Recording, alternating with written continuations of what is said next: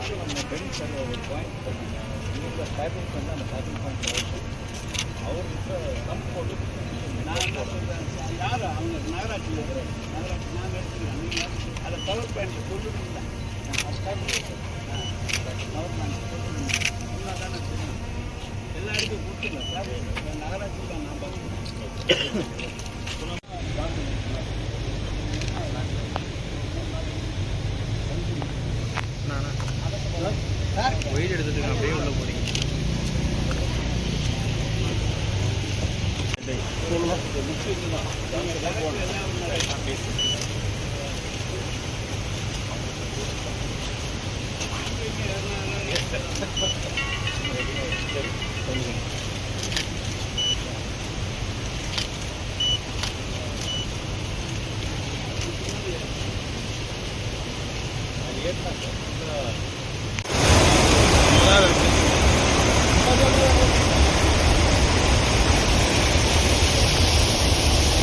நிக்கிறேண்ணா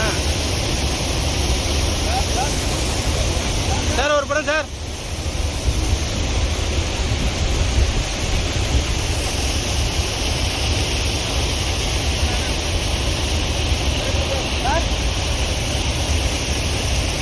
sir தெரியல sir.